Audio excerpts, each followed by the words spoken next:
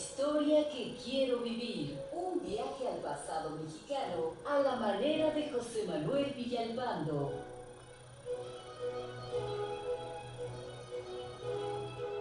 Amigas, amigos, muy buenas tardes tengan todos ustedes. Los saluda con el afecto de siempre José Manuel Villalpando aquí en un programa más de La historia que quiero vivir, que esta tarde transmitimos en vivo. Aquí estoy en el estudio en vivo, en vivito y coleando o en directo, como dirían los españoles, para poder llevar a cabo el programa de esta tarde. Ya saben, a través de los micrófonos y frecuencias de Radio Fórmula en el 103.3 de FM, en el 970 de AM también aquí en la capital de la República Mexicana. Llegamos a alguna que otra ciudad de provincia donde podemos abarcar tranquilamente nuestros programas de historia sin temer la competencia feroz de los autos de lujo, pero eso sí, llegamos a Estados Unidos, a Puerto Rico, a Canadá y también a todo el territorio nacional donde hay internet y al extranjero también donde existe el mismo sistema a través de la página www.radioformula.com.mx que están a su disposición. Así que ya estamos aquí, vamos a iniciar un programa, un tema diferente que espero poderlo resolver en esta misma sesión para cambiar la semana que entra, un tema que les va a encantar, estoy seguro, pero hoy vamos a hablar de un tema que es importante, ya lo verán ustedes. Pero primero, como siempre, les recuerdo que tenemos a su disposición varias vías electrónicas para poder comunicarnos, particularmente mi correo, villalpandohistoriador@gmail.com, y en segundo lugar, la página de Facebook, Villalpando y la Historia, que están, por supuesto, a sus órdenes en este, como siempre lo repito ya a lo largo de este año, que es el programa más escuchado de la radio mexicana en todo el país, gracias a la preferencia de ustedes, claro, en el horario de sábado de 4 a 5. Gracias a la preferencia de todos ustedes. Le aprecio mucho a Rafita Barrios, que me escribió ya hace rato que estaba listo para el programa. También don Carlos Prado, que también está listo para el programa. Gracias. Ada Tapia también estaba ya lista esperando el programa. Se lo aprecio enormemente. Don Enrique Deita, también muchas gracias. Me dice que era grabado el programa. No, don Enrique, aquí estoy en directo, como dirían los gachupines allá en España. Aquí estoy. Emanuel Torres Río también, le agradezco mucho que está con su familia en Ciudad Satélite. Don Fernando González también, dice que un saludo para la familia González Aedo. Pues un saludo para la familia González Aedo, con todo gusto. También, por supuesto, don Julián Hernández Landaverde, también le agradezco infinitamente que se haya comunicado con nosotros. Igualmente, a nuestro amigo Fernando Sánchez, que nos sintoniza, muchas gracias. Don Rolando Orozco allá en Puebla también. Y la familia, por supuesto, Emma, Jackson, Toby, Neftalí Garza, en Raleigh, Carolina del Norte, en los Estados Unidos, y don Raúl Tamayo en Indianápolis, como siempre. Muchas gracias. Miren, vamos a platicar hoy de un tema distinto, del cual les confieso, hasta yo mismo me sorprendí ahora que me puse a estudiarlo, porque es algo que normalmente pasa desapercibido, ya que los mexicanos estamos acostumbrados a conocer, a discutir, a adentrarnos, a desentrañar la historia de nuestra frontera norte. Todo lo que tenga que ver con Estados Unidos, desde las agresiones de 1836-47 hasta las últimas villanadas, ya saben de quién, del señor presidente norteamericano, esos temas nos encanta discutirlos, todos sabemos de ello, conocemos quién era el general Scott, pero también conocemos quién era el general Pershing, también conocemos quién fue el presidente Kennedy que vino, también conocemos lo que hizo Ronald Reagan, también conocemos lo que hicieron el presidente Polk, de eso sabemos muchísimo. De la línea fronteriza, de la zona que está colindante en ambos territorios, de las ciudades que son frontera. Pero a mí me pasó, se los confieso, ahora que escuchaba yo las noticias y veía lo grave que es la situación allá en nuestra frontera sur, me di cuenta también que falta mucho por averiguar y por estudiar de este tema tan importantísimo, sobre todo ahora que, como sabemos, México se convirtió en el muro humano, por llamarlo de alguna manera, que tanto anhelaba el presidente Trump, que finalmente, construya o no construya su bardita de aquel lado, ya consiguió que México sirva de muro para detener el tráfico de inmigrantes que, huyendo de diversos países centroamericanos, Guatemala, Honduras y Nicaragua principalmente, tratan de buscar un mejor nivel de vida atravesando territorio mexicano para finalmente introducirse a los Estados Unidos de América. Es el problema que tenemos ahorita. Y sin embargo, cuando comienza uno a buscar y a estudiar se da uno cuenta que hemos tenido con Centroamérica una relación bastante peculiar de desencuentros y hasta de conflictos. Quizás déjenme hacer una primera aseveración que puede parecer ofensiva para nuestros amigos centroamericanos, pero que yo la veo así después de haberle dado una gran repasada a el problema de nuestras relaciones con América Central, es decir, el problema de nuestra frontera sur. Me da la impresión, y ahorita lo vamos a tratar de comprobar, que se trata de 5 naciones: Guatemala, Honduras, Nicaragua, El Salvador y Costa Rica. Voy a dejar hoy aparte el caso de Belice, que no entra en este estudio, pero estas otras 5 naciones es como si fueran los hermanos menores peleándose con el hermano mayor, que es México. Ya sé que es muy aventurado y muy arriesgado lo que estoy diciendo, pero vamos a platicarlo. Miren, conocemos, insisto, poco de nuestra frontera sur. Cuando más sabemos que la frontera con Guatemala la fija el río Suchiate y que ahí cerquita está una ciudad muy bonita mexicana que se llama Tapachula, y del otro lado quién sabe que exista, que es sí pegado en la línea, en el propio río está Ciudad Hidalgo del lado mexicano, del otro lado quién sabe que haya. No sabemos mucho más. Pero no siempre fue así. En algún momento sí fue de gran interés toda esa zona geográfica que es Centroamérica, de la cual forma parte de nuestro país, al menos en el estado de Chiapas, cuya historia también platicaremos hoy de manera muy sucinta. Pero déjenme comenzar por el principio. Uno piensa, y los mexicanos pensamos así, la gran mayoría, con las personas que he platicado en esta semana sobre el tema, hay una especie de sentimiento natural de que Centroamérica debería pertenecer a México. Y esto no es extraño, es un pensamiento que está vigente desde la época colonial y que además puede verse de manera muy sencilla cuando uno ubica, primero, el aspecto prehispánico, precolombino.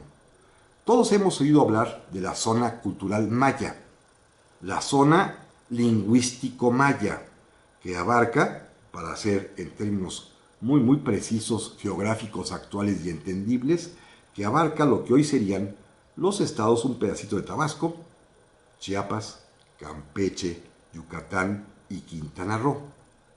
Eso por lo que toca al territorio mexicano. Ahí hay cultura maya. También hay cultura maya en Belice, en Guatemala y en Honduras. Todo ello es un entorno cultural lingüístico que existe desde la antigüedad preclásica, en el que allí se desarrollaron las culturas mayas, identificadas todas ellas por similitud de creencias y sobre todo por la similitud o igualdad de la lengua maya. Todos hablaron maya, y entonces uno podría pensar un poquito a la ligera que si esa unidad cultural maya ya existía desde la época del preclásico, el posclásico y cuando llegan los españoles, pues ¿por qué tenía que separarse? Pero se separó por 2 razones importantes. Una, por los propios antepasados mayas, y otra, por los españoles. La primera, efectivamente es una zona de unidad lingüística cultural, indudablemente. Todos sabemos que existe, por ejemplo, en Yucatán, Chichén Itzá, Uxmal, en Quintana Roo está Tulum, en Campeche está, por supuesto, Calakmul, en Tabasco y Chiapas, por ahí está cerquita Palenque y Bonampak, pero también sabemos que hay ciudades importantísimas en Guatemala, arqueológicamente hablando, como son Petén, y esa maravilla que yo no conozco, pero me muero de ganas de ir, que es Tikal, que dicen que es algo esplendoroso. También está Quirigua, y también ya en Honduras está la magnífica ciudad prehispánica de Copán. Todo es una unidad cultural, sí, pero estas ciudades cuando coexisten en el tiempo, son enemigas entre sí. Esta unidad cultural lingüística no significa que sea una unidad monolítico-política uniforme.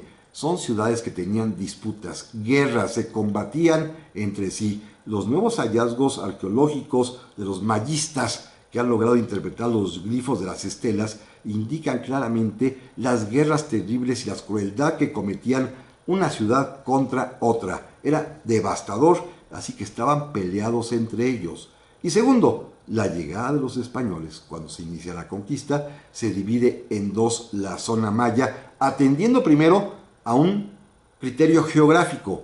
La parte norte de la zona maya, es decir, la península de Yucatán, y la parte sur, es decir, Chiapas, Guatemala y Honduras y Centroamérica, porque está en medio la selva que los separa. Una selva en aquel tiempo, si hoy es difícil pasar por ahí, una selva inaccesible, muy complicada, muy peligrosa, así que los españoles decidieron dividir en dos esta zona maya, la norte, que fue conquistada por los Montejo, por Francisco de Montejo, padre e hijo, y la zona sur, la de Chiapas, Guatemala, Honduras, que fue conquistada en un primer momento por el propio Hernán Cortés cuando hizo su expedición a las Cibueras, regresó, pero dejó al frente del contingente español a quien sería el primer gobernador de esta parte del territorio, que fue Pedro de Alvarado. Son, pues, dos entornos distintos de conquista, la zona norte y la zona sur. Ahí se dividió la zona cultural maya. Repito, primero, porque ellos mismos se peleaban entre sí, segundo, por la selva que las divide, y tercero,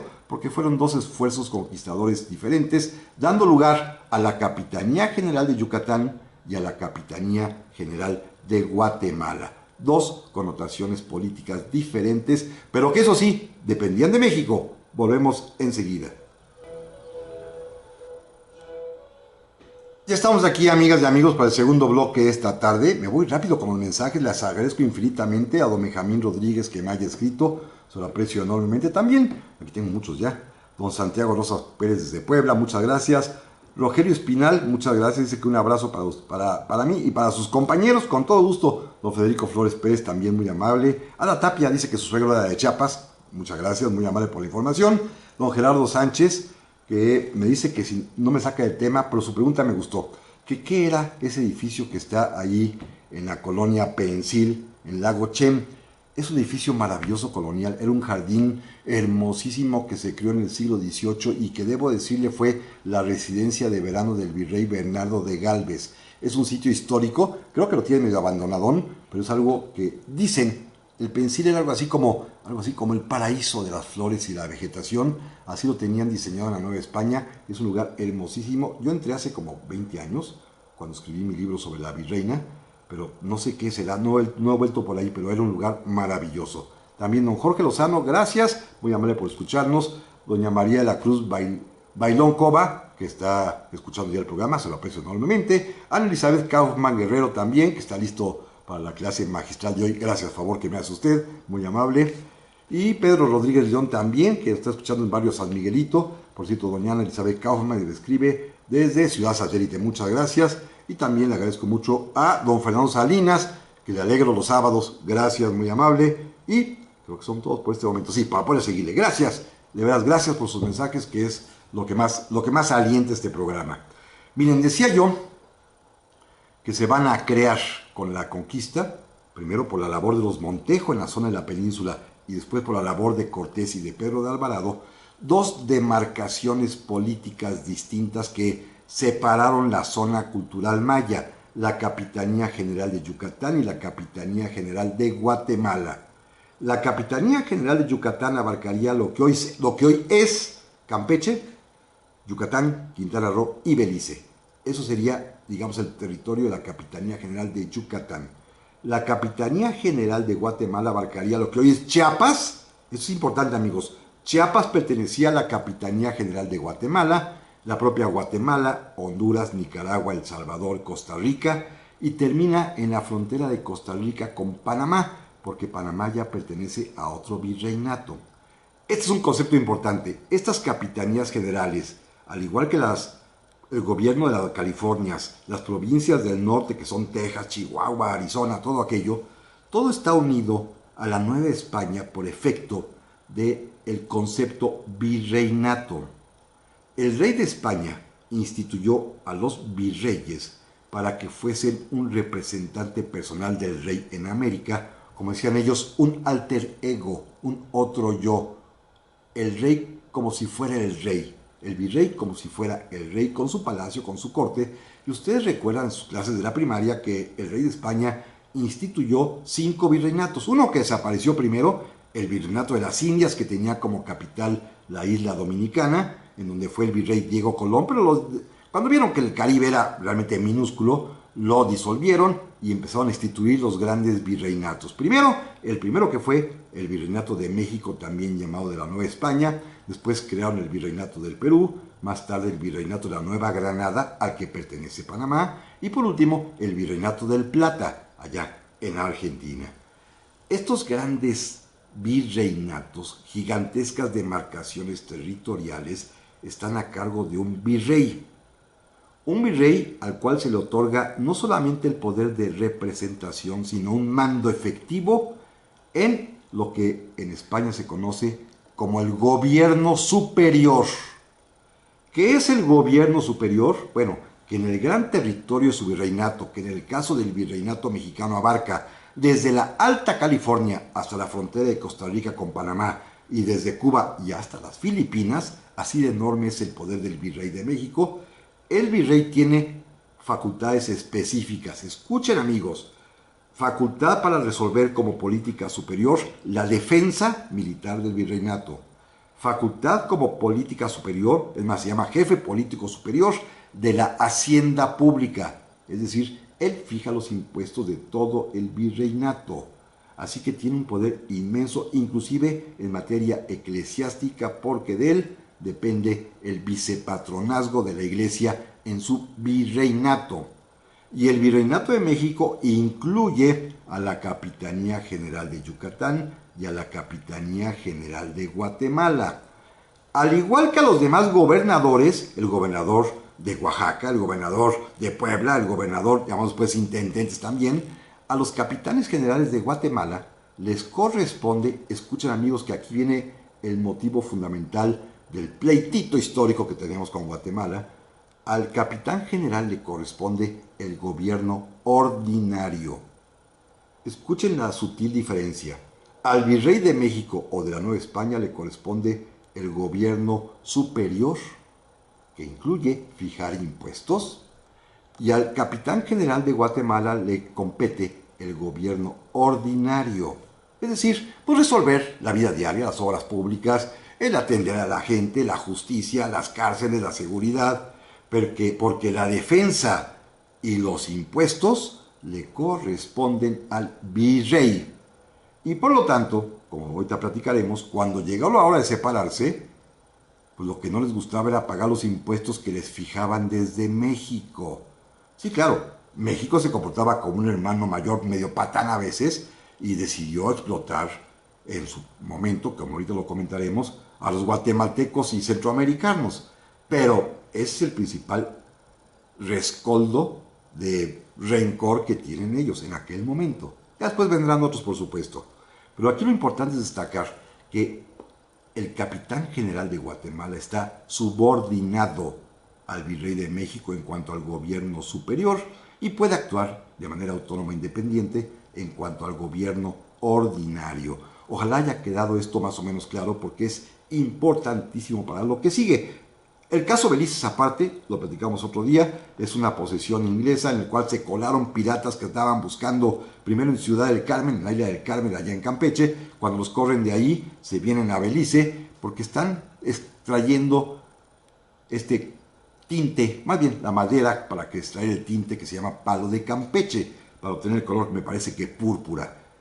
Finalmente se quedan ahí y finalmente España lo cede en el Tratado de Versalles en 1783 y después México lo va a ratificar el primer tratado que tengamos con Inglaterra. Así que con Belice no me meto por ahorita, pero sí con Guatemala y sí con la Capitanía General y sí con Chiapas. Porque miren, cuando se consuma la independencia de México, hay que decir que en Centroamérica no hubo guerra de independencia, así tal cual.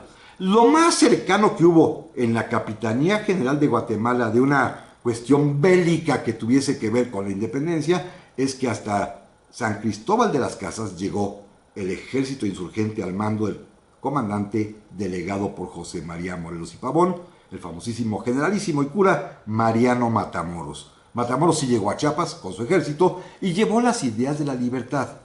Los chiapanecos desde ese momento se volvieron adeptos, adictos, partidarios de la independencia mexicana. Los chiapanecos, Pero Matamoros no pasó el Suchiate, se quedó en San Cristóbal, se regresó, y después morirá, pero es la única noticia que tuvieron en la Capitanía General de Guatemala de que había una guerra por la independencia.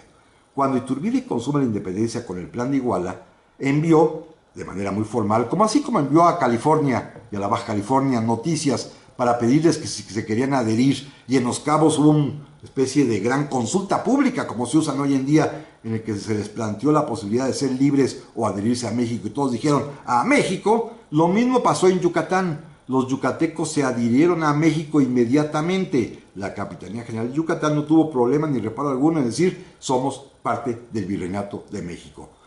Pero en la Capitanía General de Guatemala sí hubo problema, porque de inmediato las diversas provincias, Chiapas, para empezar, inmediatamente respondió que quería ser parte de México. Eso es Chiapas, ¿eh? De inmediato, ni lo dudaron, parte de México. Guatemala dijo, no, nosotros no. Honduras dijo, no, nosotros sí. Nicaragua dijo, sí, nosotros también queremos ser parte de México. El Salvador dijo, de ninguna manera. Y Costa Rica, que era pequeñita, tampoco quiso. Así que estábamos de las 6 provincias que entonces integraban la Capitanía General de Guatemala, estaban 3 y 3. 3 a favor de anexionarse a México y 3 a favor de declararse independientes, pero colocadas de tal suerte intercaladas que iba a ser un verdadero problema. Así que el emperador Agustín Iturbide, que de veras pensaba y creía que iba a fundar el imperio mexicano, que sería una de las naciones más privilegiadas de la tierra por su tamaño, su superficie, sus recursos, sus habitantes, litorales en ambos océanos, que se extendía desde la Alta California y llegaba hasta Costa Rica, un imperio verdaderamente magnífico y rico, se vio precisado, porque el único brote de revuelta que había era en Guatemala, a enviar al ejército imperial mexicano al mando del general Vicente Filisola para aplacar a los centroamericanos. Y Filisola llegó a Chiapas, en Chiapas les ratificaron que ellos sí querían ser mexicanos, que no tenían problema. Llegó a Guatemala, que estaban medio reacios, pues tomó la ciudad de Guatemala. La tomó literalmente, la conquistó. Pasó a Honduras, ahí estaban a favor de unirse a México. Pasó por Nicaragua, estaban encantados de ser mexicanos, y atacó El Salvador, donde estaba la resistencia. Tomó la ciudad de El Salvador, hubo muertos, hubo todo, y sí, fue una imposición, si usted es mexicana. Regresa a Guatemala, entonces Filisola, nombrado gobernador de Centroamérica, declara la anexión de Centroamérica, de la antigua Capitanía General de Guatemala, al Imperio Mexicano. Durante casi 10 meses, Centroamérica todita entera, hasta Costa Rica, será parte de México. Volvemos enseguida. Ya estamos aquí, amigas y amigos, para el tercer bloque esta tarde, que como siempre se va volando rapidísimo. Gracias a Pablo Roy Gess, que me escribe desde Guadalajara, Jalisco, se lo aprecio. Doña María Georgina, nuestra amiga de allá de San Miguel el Alto, en Jalisco, muchas gracias. Don Carlos Gutiérrez Olague me pide que salude a su esposa, la señora Nora, que está allá en Aguascalientes, que es fan de este programa, mientras él trabaja en el rancho. Es un bonito nombre ese de Nora, ¿eh? Santiago Rosas Pérez también es de Puebla, muchísimas gracias. Y por aquí tenía yo algunos más. Don Iván García, muchísimas gracias. Don Orlando Orozco, como vuelve a escribir, dice que es un tema efectivamente muy poco tocado y difundido. Así que pues eso se trata, de entrarle un tema, porque a mí ya me despertó el apetito y la curiosidad por saber más, y pronto haremos algo más sobre esto. Déjenme platicarles rápidamente una pequeña anécdota histórica de este tema guatemalteco. Había una conciencia muy clara de que Guatemala, es decir, la Capitanía General de Guatemala, pertenece al Virreinato de México, sí. Pero fíjense que había una especie también de sensación popular, de cierta necesidad de poder vincular, unir, atraer a los centroamericanos, particularmente a Guatemala, que ahorita veremos, es la provincia más poblada de todo Centroamérica. Había que quedar bien con los centroamericanos y particularmente con los guatemaltecos. Y el día que se proclama el Plan de Iguala, mientras Iturbide anda en campaña, ustedes recuerdan que el general Guadalupe Victoria había permanecido escondido en una cueva. Finalmente Santana va, lo busca, lo sacan, le dan muchos honores, le presentan el Plan de Iguala y Victoria dice, no, pues sí, está bien eso de tener un imperio y un emperador, pero puso varias condiciones. Él sugería, escuchen amigos, esto es maravilloso, él sugería que el emperador fuese un antiguo insurgente, o sea, él. Segundo, que el emperador que fuese un antiguo insurgente, fuese soltero. O sea, él, el propio Victoria, que era soltero. Y tercero, que se casase ese emperador antiguo insurgente soltero, que se casase para fundar el imperio y una dinastía con una princesa india de Guatemala. ¿No es maravilloso que Victoria andaba pensando en eso? En casarse con una princesa indígena guatemalteca. No conocía ninguna, pero se le ocurrió la idea de tal suerte que se pudiera aglutinar el territorio imperial. No pasó nada con Victoria, nada más fue puntada, se peleó con Iturbide. Pero bueno, lo importante es que estas provincias de la Capitanía General de Guatemala, que en ese momento son Chiapas, que ya había manifestado su deseo de ser de México, Guatemala, que manifestó su deseo de no ser de México, Honduras y Nicaragua, que sí querían, y El Salvador y Costa Rica, que no querían, todas por la fuerza y la presencia de los soldados mexicanos del general Vicente Filisola, se decidieron o se adhirieron a chaleco a México. Fueron parte del Imperio Mexicano, repito, unos 10 meses. ¿Por qué no fueron más? Porque cayó el imperio de Iturbide y de pronto Filisola, que estaba en Guatemala, se vio sin el apoyo de su jefe. Aquellos inmediatamente con la idea de la República Federal que ya estaba cundiendo por todo México y que todo el mundo copiaba de Estados Unidos, los propios guatemaltecos dijeron, no, pues se acabó la adhesión a México y vamos a hacer nosotros también, así, fíjense los guatemaltecos, así como México, vamos a seguir también el ejemplo de los Estados Unidos y vamos a constituir una república federal. Filisola, el general mexicano, se vio atrapado, entonces pidió que se sometiera a una especie de referéndum, a una consulta pública, ya saben que estos son términos muy usuales, y allí la gran mayoría ya entonces de los habitantes de la Capitanía General de Guatemala se decidieron por la separación de México. Y entonces, escuchen amigos, las provincias centroamericanas, que en ese momento se llamarían ya Provincias Unidas de Centroamérica, declararon su independencia. No de España, porque se hicieron independientes de España con la propia proclamación del Virreinato de México. Ellos se independizan de España junto con nosotros, porque el Virreinato de México es completo. Pero la Capitanía Antigua de Guatemala, que ahora se llaman Provincias Unidas de Centroamérica, declaran su independencia de México. De nosotros se independizaron, su independencia, su celebración de independencia es de nosotros, de México. 5 provincias se adhirieron a ese pacto para fundar esa República Centroamericana y una no. Una no. Todos sabemos cuál es. Chiapas, que volvió a ratificar, un 14 de septiembre de 1824, su interés, su deseo, su voluntad de ser parte de México. Honra a los chiapanecos de entonces el que haya sido el único estado federal mexicano que se haya adherido voluntariamente al Pacto Federal Mexicano. Los demás lo aceptaron tácitamente hasta la California, pero Chiapas no. Chiapas sí expresó su voluntad de pertenecer a México. Y este es un tema, primero, que honra a los chiapanecos, que nos honra a los mexicanos, pero que molestó profundamente a los guatemaltecos y a todos los centroamericanos en general. Recuerden que eran originalmente en esta Capitanía General de Guatemala 6 provincias y de pronto se les va una. No lo sabían, o quizás sí, se les va la más rica, se les va la más poblada, se les va la que tiene más recursos. A lo mejor lo sabían y por eso les ardió tanto, pero muchísimo.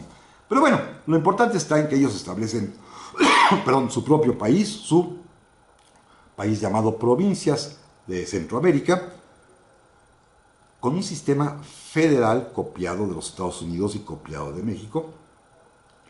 Y los mismos guatemaltecos dudaban de la viabilidad de eso.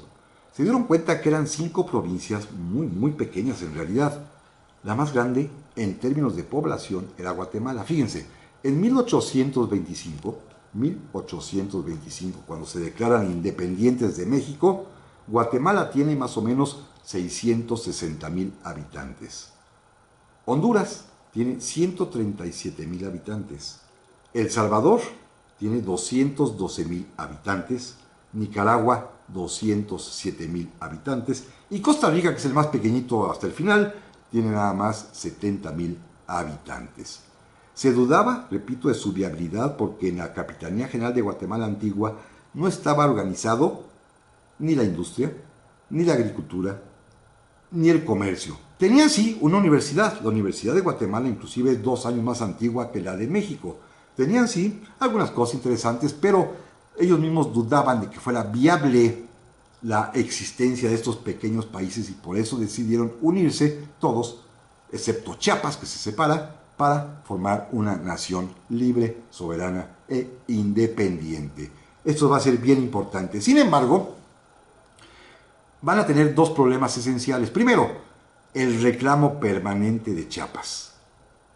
No hay relaciones diplomáticas con México porque los guatemaltecos están exigiendo que se les devuelva a Chiapas, que acusan al gobierno mexicano de haber instigado para falsear la voluntad popular de los chiapanecos y para engañarlos y para seducirlos para que se fueran a México. O sea, malvados mexicanos. Es más, dicen, el coloso mexicano es un falso.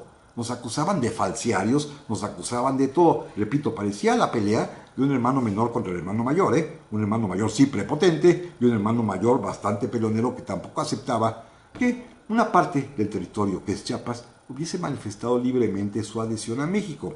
Bueno, es un pleitazo tremendo, porque los guatemaltecos cada vez que pueden van a hacer incursiones, a veces militares y a veces tipo pirata, sobre territorio mexicano, sobre Chiapas, cruzando y atravesando el río Suchiate, al igual que hoy hacen los migrantes, así le hacían en aquel tiempo, no diría que los malas salvatruchas de entonces, pero sí los soldados o los rufianes guatemaltecos que querían reconquistar Chiapas.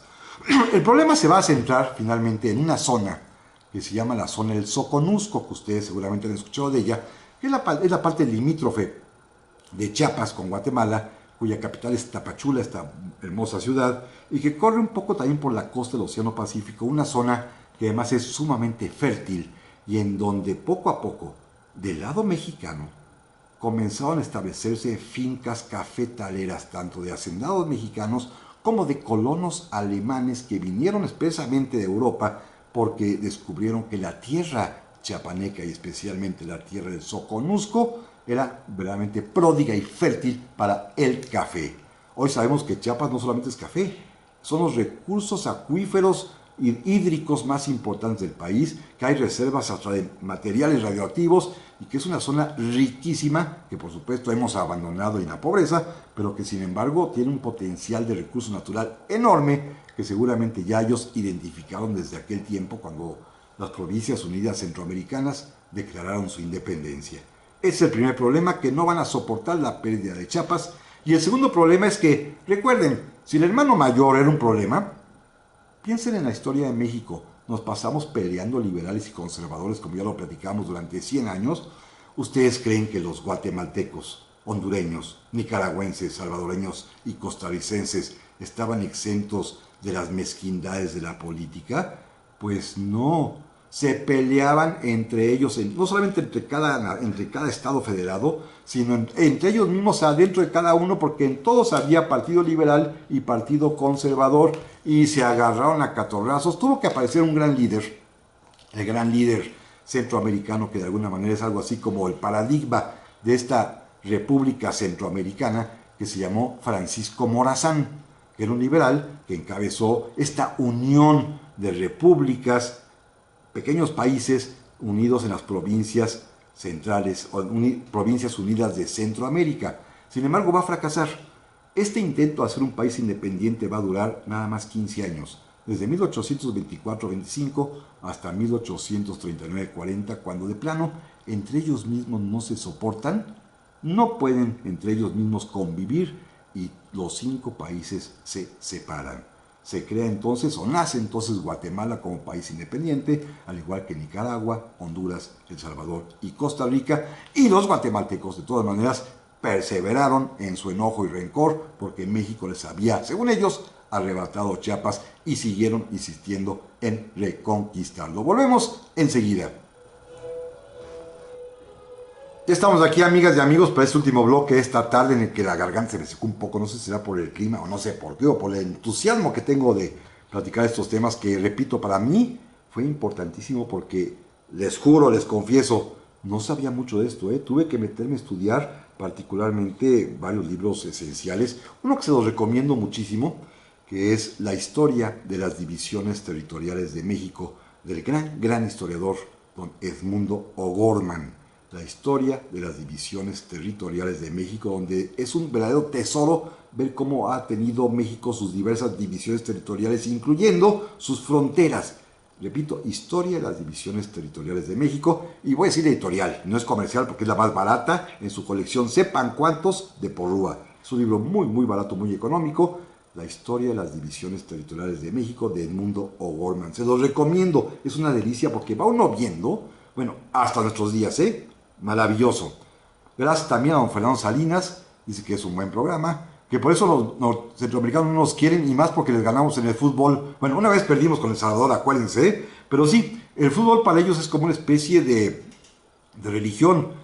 No sé si ustedes recuerdan, pero en los años 68, 69 se dio la guerra del fútbol en Centroamérica, cuando hubo guerra a balazos y con ametrallamiento de aviones y todo entre Honduras y El Salvador. Se llama la guerra del fútbol, pueden ustedes checarlo en internet. Claro, el fútbol fue el pretexto, había otras razones, sobre todo de migración recíproca de trabajadores, que los va a llevar a la guerra, pero se pelean ellos mismos, También le agradezco muchísimo a don Julián Hernández Landaverde, que me recuerda que hay un conflicto, sí, ahorita voy a llegar cuando López Mateos, espero que me dé tiempo.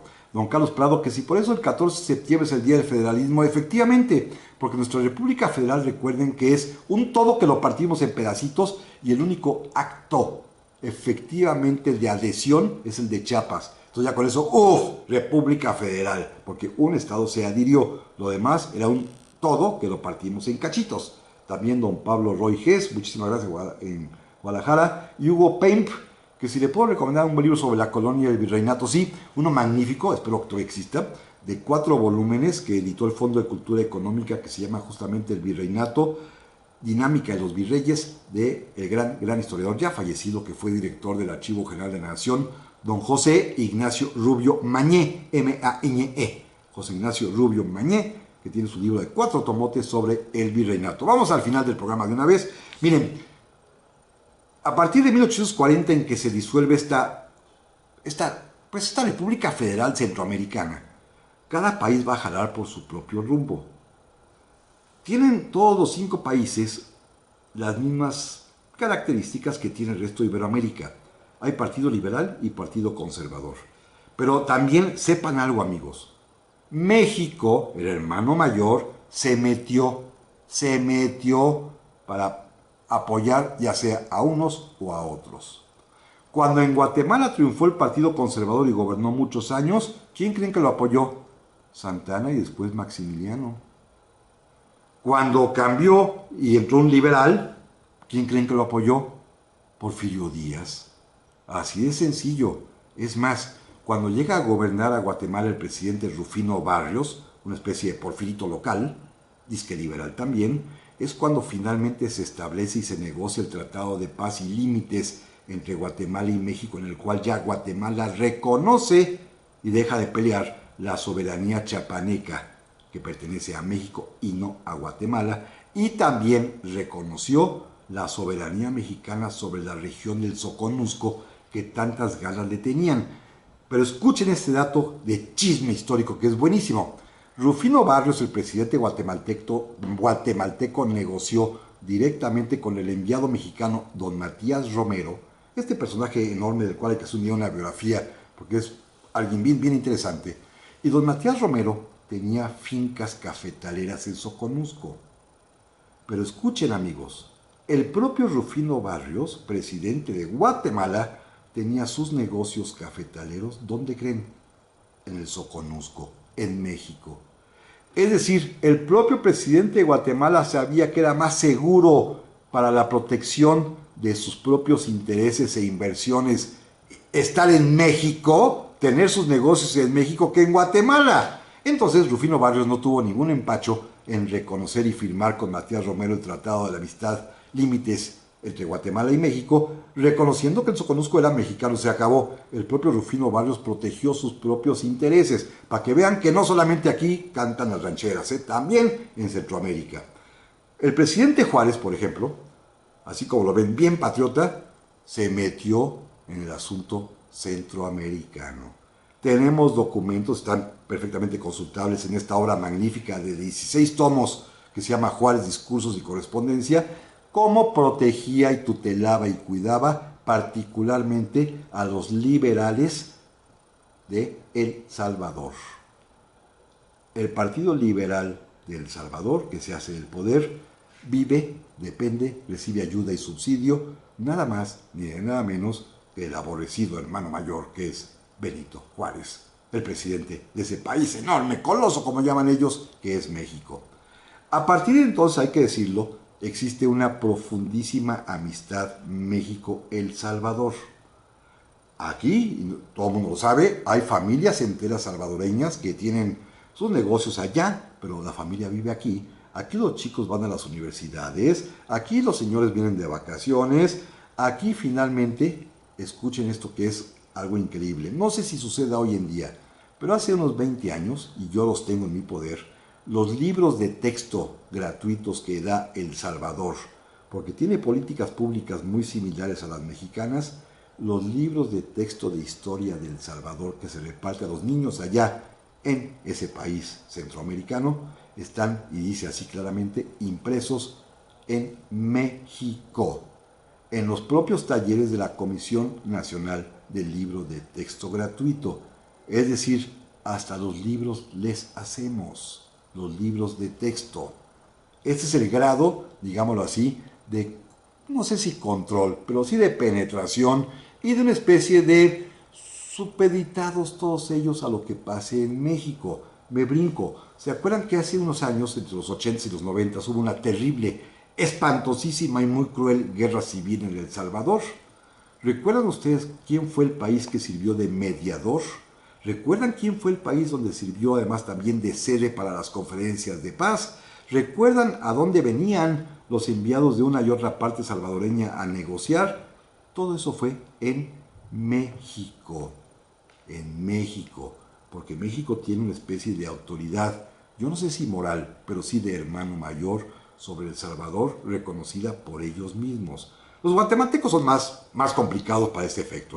Recuerden que hubo siempre esa rivalidad, que estoy seguro surge cuando Iturbide se anexiona al imperio, y se me olvidó decirlo hace rato, pero sobre todo cuando les anuncia los nuevos impuestos, que eran más altos que los que estaban vigentes en la época colonial, porque el virrey de México, del cual hereda el puesto de, políticamente hablando, Iturbide, pues tenía esa facultad hacendaria.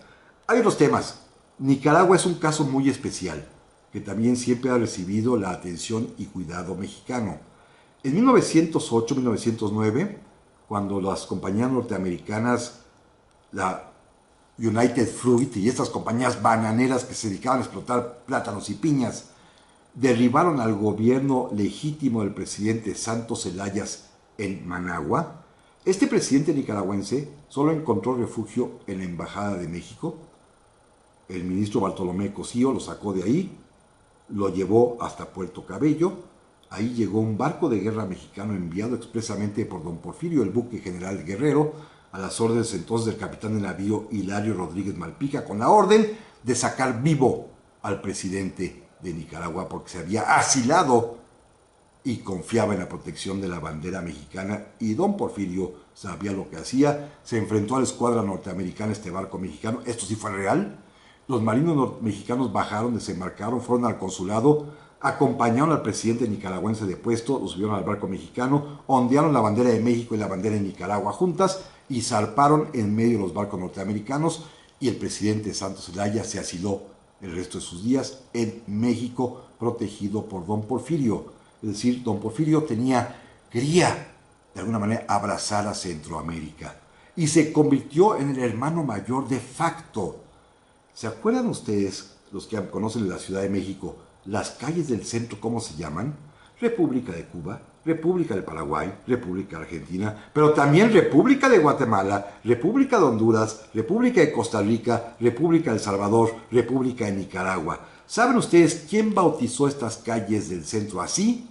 Nada más ni nada menos que don Porfirio, cuando realizó su Congreso Panamericano, que se convirtió de hecho en una especie de hermano mayor de Centroamérica, como lo haría más adelante también el presidente mexicano José López Portillo, con dos actos muy concretos. Primero, celebró con Venezuela el Acuerdo de San José para dar petróleo barato a los países de Centroamérica para que pudieran desarrollarse. Y segundo, ustedes se van a acordar, el presidente López Portillo metió las manos en la guerra civil de Nicaragua, desconociendo al gobierno del dictador Anastasio Somoza, reconociendo al gobierno sandinista, apoyándolo, dándole asilo en México y dándole recursos, yo no sé si hasta armas, a los sandinistas para que lograran imponerse.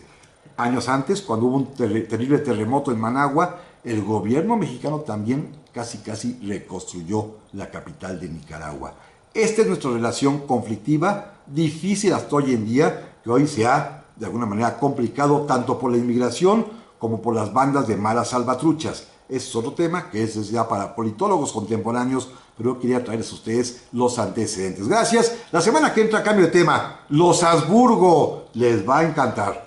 Pásenla muy, pero muy bien. Y aquí nos escuchamos primero Dios en 8 días. Recuerden, vamos a hablar de los Habsburgo. Vida, milagro, amor, pasión. Y aquí nos escuchamos. Hasta pronto.